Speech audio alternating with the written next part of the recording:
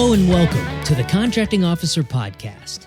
You're listening to the podcast for people who want to learn about the government market from the contracting officer's perspective. If you are a contracting officer, we hope to give you a little more insight into industry's perspective. Our mission is to make government contracting better, one contract at a time. Today's episode, Small Business Set-Asides. Let's get started.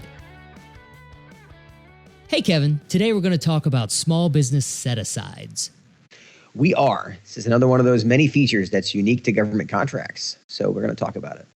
Okay, so we're going to cover what are small business set-asides, what acquisition time zone are we in when we're talking about set-asides, so that's the when, and then we're going to talk about why government cares and why industry should care about this concept of small business set-asides.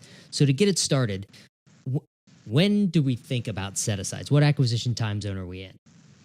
So to flash back a bit to podcast number 3, which talks about the time zones. In this case, we're starting with time zone number 2, the market research. And the market research would be, can a small business do this? And the best way to find that out is to put something on FedBizOpps or to anywhere else for that matter that you can get access to all of the companies who could do the work and ask them, can you do this as a small business? So you're in the market research zone, and then when you hit zone 3, when you hit the RFP zone, this is locked in. So what is locked in? What is a small business set-aside, and what kinds of set-asides are there? So a small business set-aside is when a competition is set aside, just like it sounds like, for a specific group of companies. For example, could just be a small business, which is defined and depends on the industry. And then there are niches under that. You have an 8A competition, which is a specific type of company. You have to be certified and those kind of things. That's in 6.204. And then we have a hub zone, which stands for historically underutilized business zone. That's another micro small business, and that's under 6.205. And then there's one called the service disabled veteran owned small business, which is under 6.206. You get a theme here. And then we have a women-owned small business one, which is under 6.207. And all of these are more detailed in FAR Part 19. Just remember, I'm saying we're in FAR Part 6, right? FAR Part 19, which is a whole other podcast, by the way. I'm not even, other than to tell you that's where small business language is. That's where the how of how to do small business set-asides is done. This is what they are. So what they are basically is any one of these scenarios, and there's a bonus one. Ready for this one? Set-asides for local firms during a major disaster or emergency. And that's in 6.208. So, for example, if you have a contract that's in response to some disaster, right, and they're going to have companies, they're going to set aside the contracts to compete them for companies that are residing in or doing business primarily in the affected areas. That's kind of unique, right? So that's, you can get really down into the gnat's eyelash here. Here's the big takeaway. All of these say the contracting officer may set aside. So in other words, a contracting officer is going to decide whether or not, is this a service disabled veteran owned small business set aside? Is this an 8A? Is this a women owned? Is this just a general small business? That's the may. So that's one of those things I think people think, oh, this has to be a small business set aside. No, it doesn't have to be. The really important takeaway here is that it's may. The contracting officer and the acquisition team are making a judgment call on whether or not this is something that should be set aside for some type of small business. To say it a different way, the acquisition team has decided that no large businesses are allowed to submit a bid. They will not be considered. And the reason they've decided that is they figured out through their market research that the work can be done by at least by more than one small business. And these are the socioeconomic parts of the FAR, right? This is designed, big picture, this is designed to help small businesses get a leg up so that the government's not always buying from the same large vendors. So that's why, as you went through all the different, we have a lot of FAR in this episode, but as you went through all the different FAR parts, there's actually a little part that describes each one and why would you want to help women-owned small businesses or service disabled veteran small businesses or hub zones, because you want to give them a leg up where they could not otherwise compete. And, this is all economics, but this is supposed to be good overall for the health of our economy to build up small firms, right? And you hear the concept of small businesses are backbone of the American economy. Let me show you what that looks like. Of the I don't know, pick a number. It's 25 million, depending on 25 to 30 million businesses in the United States. 40,000 out of the 25 million or whatever number, it's a giant number. Let's say it's 25 million. I think I've heard as high as 34 million. But anyway, only 40,000 out of them are the big companies that you know and love, like the Googles and the GEs and whatnot. So 99.99999% are small. That's what I'm saying here. Yeah, I don't know about that math. That's a lot of nines. Okay, I made that up. But you get the point. 40,000 out of 25 million, do the math, okay? But the point is most companies are small business. And so there's economic reasons behind it. Yes, there's this FAR Part 19 is called socioeconomic. But in FAR Part 19, and in 19.2, and again, we're using lots of FAR references, it says the goal is to maximize practical opportunities for small businesses, including all these ones that we just talked about. So that's the intent here, right? And we can make all kinds of reasons of what's good and bad about that. But there's number one takeaway is that the contracting officer is making that judgment call. And then number two takeaway here is that these set-asides do not require a separate justification and approval. If you go back, so if you're a contracting officer, you can do a set-aside and you can limit the competition to small businesses that can do it and make the process a little more efficient, maybe. And one of the bonuses here, number one, the reason not having to do a justification and approval, if you go back and listen to number 17, it talks about the J&A, the justification and approval for not having competition. That's a big document. That's a whole different separate issue. In this case, you're just saying, based on my market research, here are 4 companies that can do this work. Poof, we're deciding to set it aside as a small business. And then the other reason you do this, you've heard me say before, this idea of the contracting officer is trying to get to one. Not the one in a cynical sense, but they're trying to take all the 500 companies that could do this and pick one. Well, one of the more efficient ways to get that list down is to take out all the large businesses and don't let them bid. So you're trying to thin the herd here, right? And this is a great way to do that. And again, you don't have to go get somebody else's approval. Depending on the agency procedures, you may have to go get approval. In fact, you probably will from the small business development folks in that, like they usually call it the small business program manager. You have to get them to chime off on it if it's over a certain amount of money. But the big takeaway here is this is an efficiency factor of I can take all of these companies that could do it and thin them down to just the hub zones or just the 8As and still get competition. So that's one of the many reasons to do it. Yep. So why do they do it? Why do they do it? Not because they think that, hey, we want to be nice to small businesses. It's required. This is our government has decided this is a good thing, and it's worked for a long time. But the head of contracting for the agencies are responsible to build a small business program. And I don't think there's any specifics for exactly what those goals have to be, but the head of contracting for the agency sets up small business goals, and that's what the COs are beholden to. Across the agency, you have to try to award a certain amount of the contract dollars to small businesses of one type or another. An example would be the VA. Guess who they're going to have a preference for? Guess why? As opposed to NASA, who may not have a 5% requirement for service disabled veteran and small businesses. They might. I don't know. You can go look. I'm sure it's on their website somewhere. But the point is they each are going to have their unique one. So there it is again. There's this idea of targeting. Do you know what your target agency's goals are? Because if you don't, and you're not in the group they're trying to give contracts to, don't be surprised when an opportunity doesn't come out with your particular socioeconomic group to it. Did you get that? I got it. All right. Why should government folks care about small business set-asides? Well, first, as we've been saying, the FAR says so. You have to care about it. As does the Small Business Act, by the way. That's Nice. Another reference we'll pull in later. But so that's the book answer. So what benefits do you get out of doing this besides just the fact that you have to? There are some benefits to caring about small business, right? And this is this is Kevin's perspective. From personal experience, I'm very leery of saying every time, but my spidey senses tell me every time of the small business contracts I've awarded, it ended up, I don't want to say it's a better service because that's kind of an unfair assessment, but it was really, really good. It was a great result, right, when I did small business set-asides.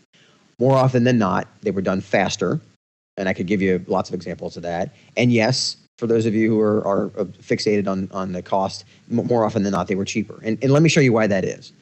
A small company out west, the contract that they won, it was a small business set aside. And this is one example. This is a real example, and I can give you 20 that are just like this.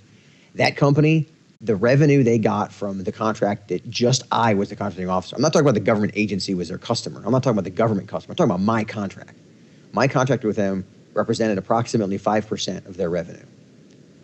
As a small company, think about what that means. I got phenomenal service. Now, is that a selfish, self-centered way to look at it? Of course it is. You are 1/20th of their business.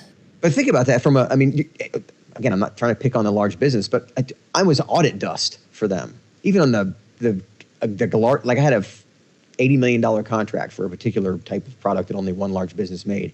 And I scrapped with them for months because in the end, they're a publicly traded company and they got their own stuff to deal with. And quite honestly, that $80 million in revenue out of their, 9-digit or 10-digit revenue stream was noise. Whereas for a small company, you feel like a rock star. So as a contracting officer, yes, I had a preference for small businesses. And now here's the other side of that. But man, when they screw up, you're shooting yourself in the foot. And that, because there is no backup. Right. That happened once where I worked to a small company, and you've heard me talk about before. I didn't look under every single rock, and it was a mess. I kind of regretted it. And that's the fear. So you're balancing that, wow, I can get phenomenal service. Like, for example, there's a reason that I have an individual guy that has his little company with 3 employees mowing my grass as opposed to having like some giant conglomerate do it. That's the same. And put it on the commercial hat. If you like hiring small local companies to provide certain services to you, then that's their small business set aside. You chose to look at 3 bids. If you need just a system to be able to manage all of the back up all of your data, well, then maybe you'll go to Amazon S3. That's a choice you're making. That's what the commercial side looks like when you're choosing, do I want to set this aside for small businesses or do I want to use, and I'm oversimplifying it, but you get the feeling that's the difference in the feeling. So I find it interesting that you've in your experience, you found that small businesses were actually cheaper because that can happen. The system's actually set up so that contracting officers can award to a higher priced small business. They expect that there's a small business premium because a lot of things you buy, small businesses cannot provide more efficiently or cheaper. This whole thing is set up so that large businesses have these great economies of scale that allow them to do things more cheaply, where no small businesses could ever catch up. This system is designed to give small businesses a chance to build some of that scale. So the government's actually allowed to pay a little more. And we know as the government when we're buying something that we could get this a little cheaper, but there's a big picture reason behind why we want to pay a little bit more for it. And I had a competition exactly like that. This was a obscure aircraft related thing, building one part for aircraft. Lots of big companies could have done it very efficiently because they already had all of the machinery. They already had all of the trained people. But we set it aside for small business because the actual work was not that difficult. It wasn't something that required 50 years of experience and a giant factory and people that had done it for 10 years in order to do it. You just needed a chance to build it yourself, which you would never be able to do if you had to compete against large businesses.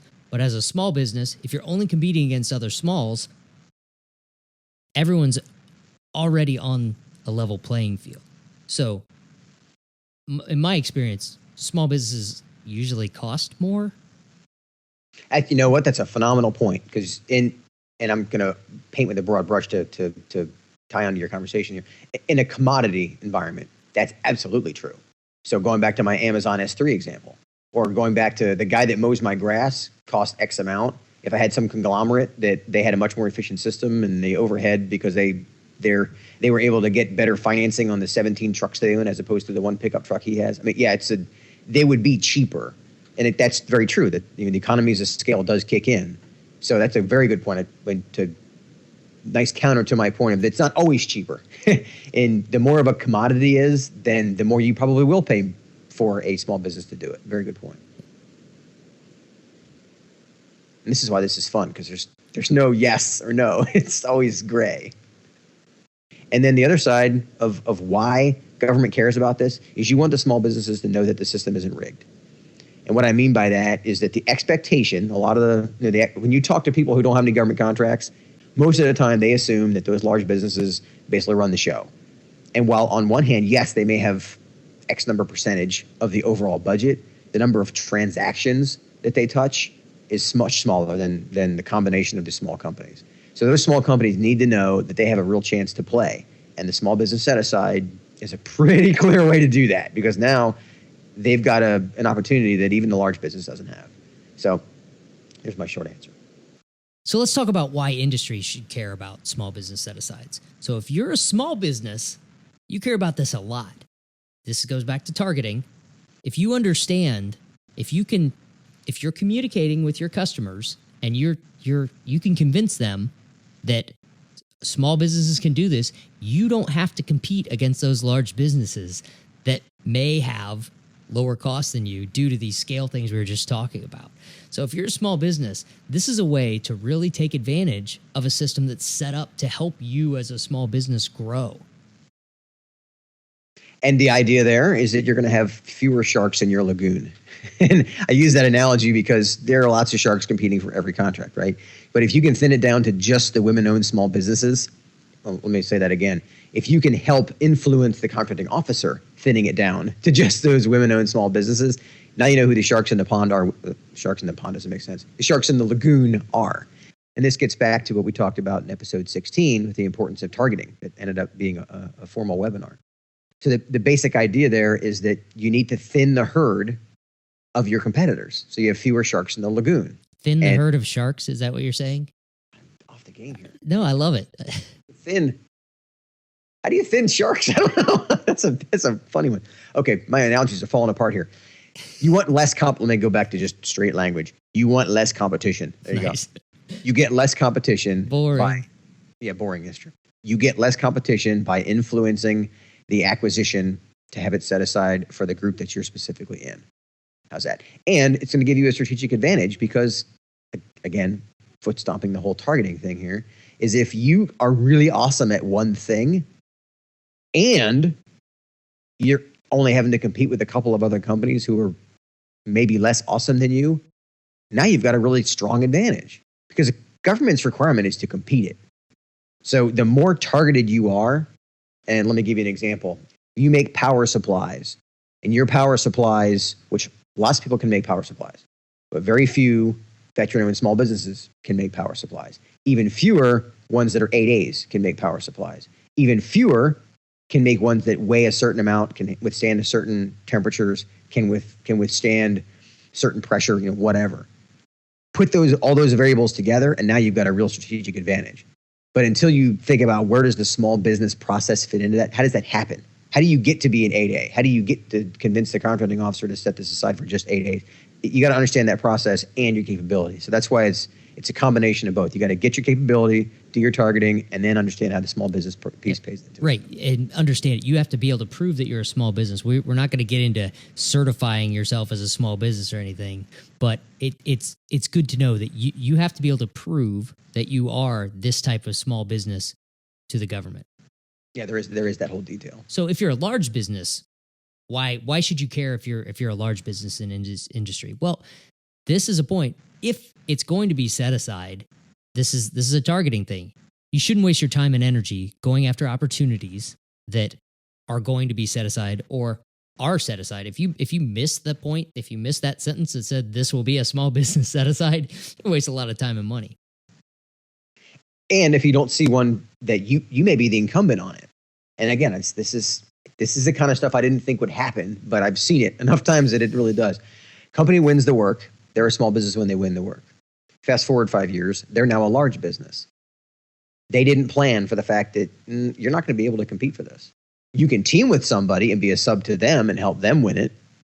But it seems like this is one of those that seems like it's a no-brainer, right? As you're growing and winning more work and over 5 years, you could end up being if this is particularly an issue in service contracts where the small business numbers are smaller. Like you could be $15 million is not a huge amount of revenue when you started out at 8, and all of a sudden you doubled in the next 5 years, and poof, you're a large business. If you don't see that coming, you got a problem because guess what? You can't bid on the work that you had.